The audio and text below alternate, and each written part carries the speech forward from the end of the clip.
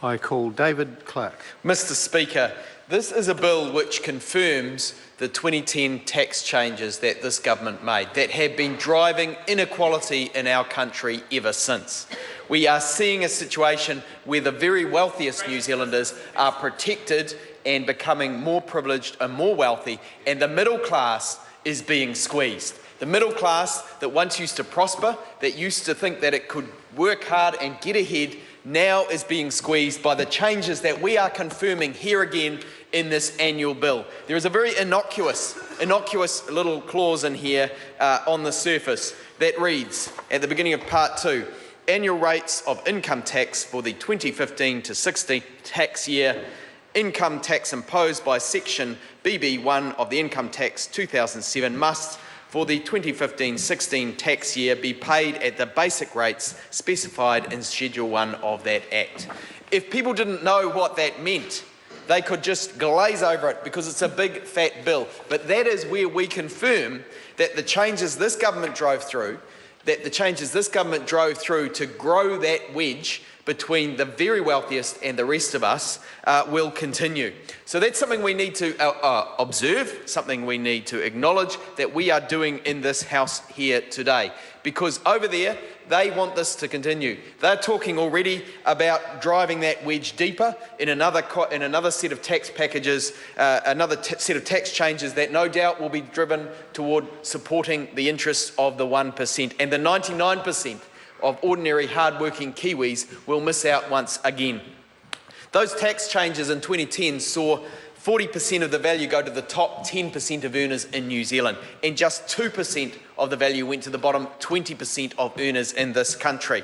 And that little gain for those at the bottom was swallowed up in a GST increase. The Prime Minister, we'll all remember, said there will be no increase in GST. There will be no increase in GST. And then in that 2010 tax package, we're not allowed to call it a lie in this House, but he changed his mind and suddenly lifted GST to 15%. He certainly broke a promise. I think we can say that. The Prime Minister of New Zealand changed his mind and swallowed up what little benefit those who were struggling, who were working hard, could get out of that tax package. And to afford that tax package, this government has borrowed ever since. This government has continued to borrow billions of dollars. There is now $100 billion in debt that this government owes, and that is debt that we as taxpayers carry with us. That is debt that will affect our children and grandchildren. This is the government here in this House that has borrowed more than any other government in New Zealand history. And that is because they are borrowing to fund the tax changes that are in this bill we are confirming yet again in this House. That is a reckless government. Instead, they could have invested in research and development. They could have supported small business. There have been fewer small businesses created by this government than under the previous Labor government, year on year. They failed to create small businesses opposite. They pander to the interests of the very wealthiest New Zealanders, and that is costing New Zealand. In many regions in New Zealand, the real median wage is lower than when they took office. 6 years after the global financial crisis has ended, many regions in New Zealand have lower real wages than when this government took office. That is shameful. And all because they have failed to grow value in this economy. They have focused on borrowing to afford big fat tax breaks for the wealthiest New Zealanders, for the very wealthiest New Zealanders. So let's make no mistake, that is part of what we are doing here today. And that is a bitter pill to swallow, because there are some other changes in this bill that need to be made for the security of our tax system. And so we will be forced on this side of the House to support them because we support the robustness of the tax system. But let's not forget we are swallowing that bitter pill here today, because they want to borrow and they want to continue to borrow and sink New Zealand into a mire of debt to fund the wealthy tax breaks for that 1% of New Zealanders at the very top. And we all know that inequality is bad for us. It's a bit of a no-brainer. When kids go to school hungry in this country, they don't learn well. They're not going to grow up to be as productive as they would be in this society to pay the taxes that support the schools and hospitals and roads that we need to get us ahead as a country. When people are making decisions based on desperation, if they've grown up in desperate circumstances, they're much more likely to go and be a money trader in New York even if they're passionate about becoming a neurosurgeon, because they are worried about looking after their own interests, because they know how tough it can be when inequality prevails. When you find that inequality grows, so does infrastructure fail to get invested in. So that's when we see that the cutting back in funding for hospitals, we see them pushing out forever in Dunedin the hospital rebuild that so desperately needs to happen. It's on the never under this government, because they do not support public health like the previous government did. They do not support it at the real rate of health inflation. They're slowly making cuts to the system, real cuts that are affecting ordinary New Zealanders' ability to access health services. And they're cutting funding to education. They cut and they cut and they cut to afford those tax cuts for the very wealthiest New Zealanders. That's what we see over there.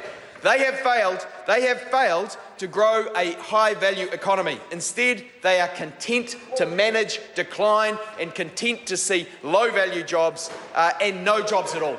We have a stubborn unemployment rate, and that is because it's simply not a priority. They're too busy confirming tax rates that shovel money towards the very wealthiest New Zealanders at the expense of us all, and at the expense of future generations of New Zealanders. And we can see around New Zealand, there's plenty of evidence of this struggling, because we look at their own regional economic activity report that they've just put out, and we see that so many regions of New Zealand are earning below the median wage. There are regions, I think just about everyone in the South Island is earning below the median wage. There are districts like Otago that are would be $1 billion better off if they were merely earning the median wage, if the citizens there. Same with the Bay of Plenty in Waikato. There's probably be $1 billion more in their economy, certainly $100 more in people's pockets per week if they were earning the median wage in those regions of New Zealand. But they don't care. They just don't seem to care. They are focused on shoveling money into pet projects and into preserving the status quo and preserving entrenched interest. We need a vibrant economy.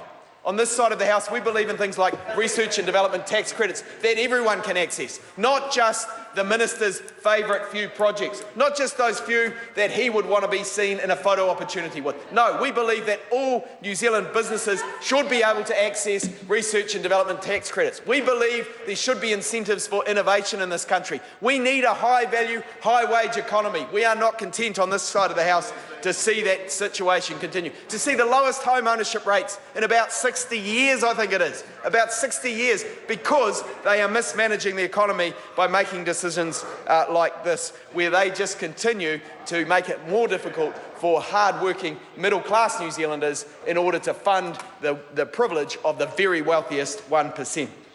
So, Mr. Speaker, we will support the changes in the rest of the bill, because we see that the tax system needs to be robust. We need to get rid of the loopholes that emerge. Tax systems need pruning and mending, and on this side of the House, we are always happy to be supportive of those kinds of things, of making sure that there is a functional tax system. We may have our concerns about whether they'll be able to implement it. They've been back to this House many times to withdraw legislation. They put through child support legislation previously, which would have seen a big shift in the way things were done, and then they had to come back through this House at the cost of hundreds of thousands of dollars to put through legislation because they simply couldn't deliver on it, because they have not fixed up the IRD computer system that should have been fixed up years ago. Several years ago, John Key made a Valentine's Day promise that he would fix it up. He said, we do not want to be held to ransom by an out-of-date tax system and not be able to make policy changes. Well, we're there.